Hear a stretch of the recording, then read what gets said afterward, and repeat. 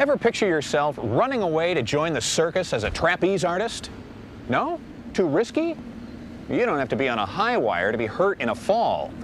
Ladders, used incorrectly, can lead to injuries. Let's take a look at some of the most common causes of ladder accidents. These are ladders. A ladder is a device used for climbing. It has two side rails joined at regular intervals by cross pieces. These are called steps, rungs, cleats. You can go up, you can go down. Ladders are made from aluminum, wood, glass fiber, reinforced plastic, or steel. There are many types of ladders: step ladders, extension ladders, straight and adjustable ladders. Thousands of linear feet stretching over miles, and until vertical, reach the unreachable, the unobtainable, the impossible in your job. Like any workplace, anywhere, there are those who use ladders correctly and those who don't. Those who don't skip that critical step. Is it stable? Will it slip? Is it the right ladder for the job?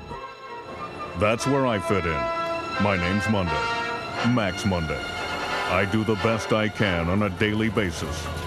I carry a badge. I'm a safety cop.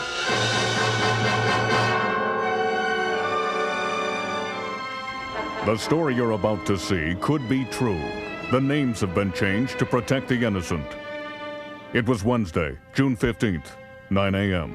I was working day shift, doing inspections. I thought it would be like any other day, but I was wrong. There was more going on here than I bargained for. A ladder was about to be used near an electrical hazard.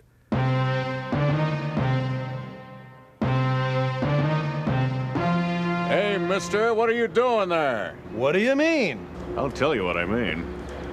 That's a metal ladder. Those are electrical wires up there. You need to use a non-conductive type of ladder, like wood or plastic or fiberglass, when you're within 10 feet of an electrical area. I wasn't thinking about whether this was made of metal or not. It was just the first one I found. Yeah, that's your problem. You weren't thinking, were you? And it might not happen today or tomorrow, but someday you could be in danger. You need to look for warning signs like that one.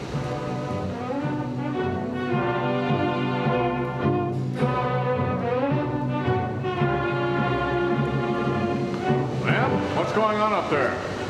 I was just going up on this tank to measure the, You better come down off that ladder on the double, ma'am. Do you realize that in order for you to safely embark out on that tank, your ladder needs to extend at least 3 feet above the point of support? But Sergeant, I was being really careful. I thought I was, Just the facts, ma'am, just the facts. Sergeant, I did secure the ladder at the top and check the surrounding area for stability and sure footing. I just didn't want to take the extra time to extend the ladder. It just reached the top. Plus, it's a bit awkward for me to handle by myself. It was a quick job, really. Sometimes the quick way can be the deadly way, ma'am. You try to take a shortcut, you may be setting yourself up for a long fall. If you've got time to be lying around a hospital bed, you've got time to work safely. In fact, the only way to work right is to work safely. You get my meaning, ma'am? Good. So, if you're using a ladder to gain access to a roof or other area, the ladder needs to extend at least 3 feet above the point of support. It's a quick trip to a long fall around here. I wonder if these people know that before using ladders, they should be trained, and they should know how to inspect a ladder before use. Yeah, it seems simple enough, but still, if you don't know how to use a ladder right, you might just take a shortcut, like not bothering to extend an extension ladder or not locking it securely. Those are the kinds of surprises that can really ruin a day. Even with step ladders, they have to make sure it's fully open and the metal spreader is locked before starting to climb. The feet should be on a flat surface. Not so fast, mister. Extension ladders should only be adjusted while standing at the base. That way you can see if the locks are engaged correctly. You want to make sure those footings are proper too, all right? You don't want this thing slipping on you. And if those are adjustable footings, why, you should make sure that's been done properly. Another thing, never put a ladder In front of a door like this, door could swing out and knock the ladder over. Make sure the door is locked, blocked, or guarded. All right? All right.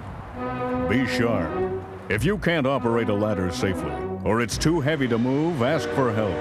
Never use a ladder that is broken, that won't lock securely, or has cracked or missing rungs. Check pulleys and rope for wear before use.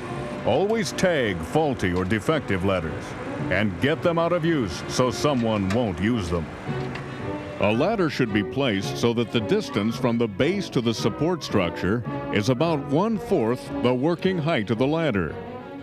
So here, for example, if it's 12 feet from the base of the ladder to the point of support, then the base of the ladder should be 3 feet away from whatever the ladder is leaning against. See what I mean? Some ladders even have these handy guides on the sides that indicate when you're at the right angle. Let me lay a few facts on you. When working on a ladder, make sure it's in the proper position. You don't want to ever overextend or reach while you're on a ladder. And always face the ladder. Face the ladder! And before you're climbing it, make sure your soles are clean and free from grease and stuff. That looks good. All right, go on up there. Now, when you're going up, keep both hands free.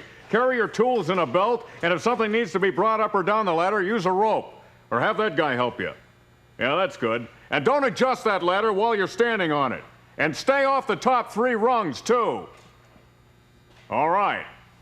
Well, that wraps it up here for the day. It's what I do. Safety.